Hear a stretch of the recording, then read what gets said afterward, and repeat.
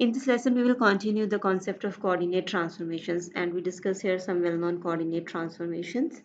The first one is translation. A translation slides an object a fixed distance in a given direction.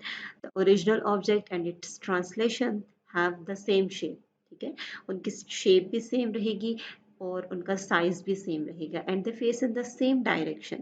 To translate a shape, every point of the shape must move the same distance and in the same direction. हमें हर point को translate करना पड़ेगा और वो उन same distance के about और same direction में.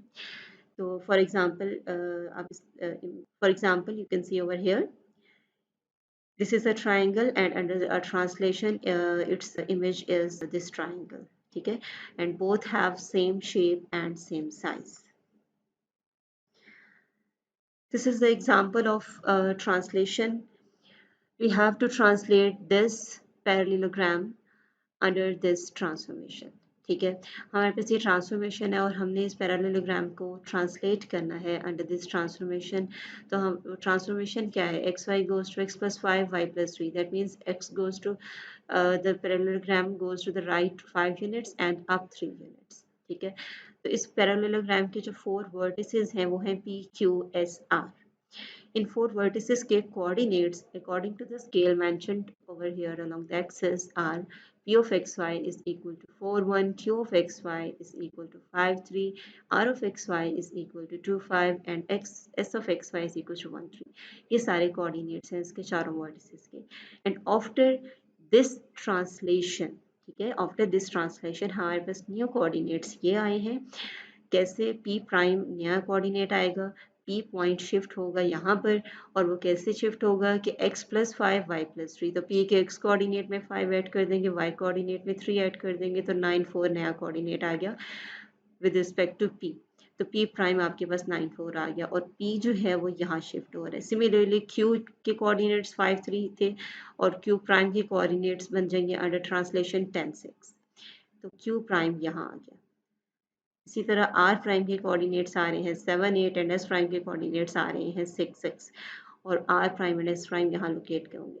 अब इन चारों को ज्वाइन करें तो आपके पास एक और पैरेललोग्राम बन गई है. So under this translation, this transformation of translation, हमारे पास जो पैरेललोग्राम है पी क्यू आर एस वो शिफ्ट हो गई है यहाँ पर, ट्रांसलेट होके यहाँ पर आ गई है P prime Q prime R prime S prime. ठीक है, तो उसका साइज भी वही है और उसकी शेप भी वही है, वो पैरेललोग्राम है. So here is another important transformation, rotation. A rotation is a transformation where a figure is turned around a fixed point to create an image.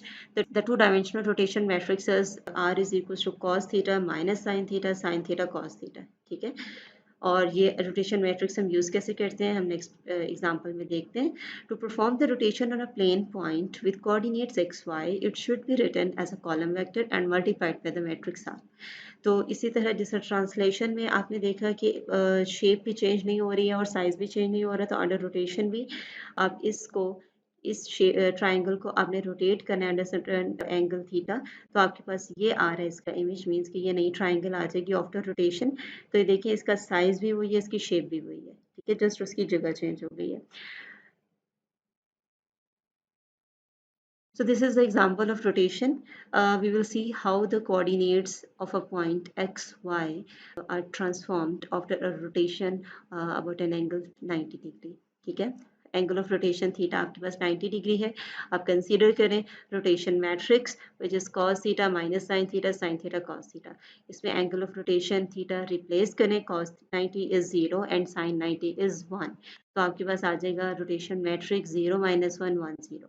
और एक्स वाई कोऑर्डिनेट्स हैं पॉइंट के, उनके साथ उस मैट्रिक्स के साथ इसको मल्टीप्लाई कर दें तो आपके पास नए कोऑर्डिनेट्स आ जाएंगे -yx.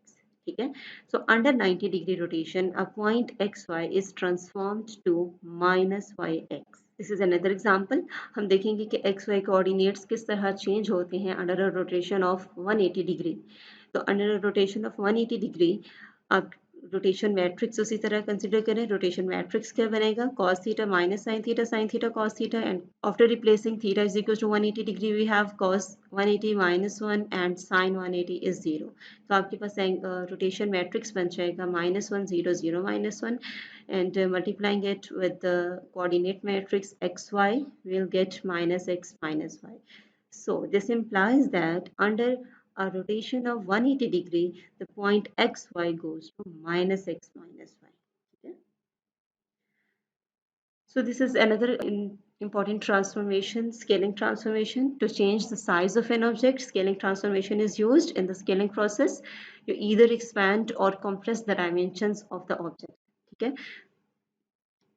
ट्रांसलेशन और रोटेशन में आपने देखा था कि जो आपके पास जो भी ओरिजिनल शेप है उसका साइज चेंज नहीं हो रहा और उसकी शेप भी चेंज नहीं हो रही. ठीक है, यहाँ पर शेप तो चेंज नहीं होगी. अगर ट्राइंगल है तो वो ट्राइंगल ही रहेगी, लेकिन उसका साइज चेंज हो जाएगा. ईदर यू कंप्रेस इट और you expand that object. So scaling can be achieved by multiplying the original coordinates of the object with the scaling factor to get the desired result.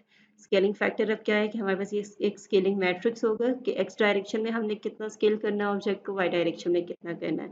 आपको scaling matrix given है, आपके पास coordinates भी हैं किसी point के, और आपने देखना है कि after applying this scaling transformation आपके पास नए कोऑर्डिनेट्स क्या आते हैं. तो आप ये मैट्रिक्स मल्टीप्लिकेशन यूज़ करेंगे. ठीक है, स्केलिंग मैट्रिक्स को उस ओल्ड कोऑर्डिनेट वाले मैट्रिक्स के साथ मल्टीप्लाई करेंगे तो आपके पास नए कोऑर्डिनेट्स आ जाएंगे.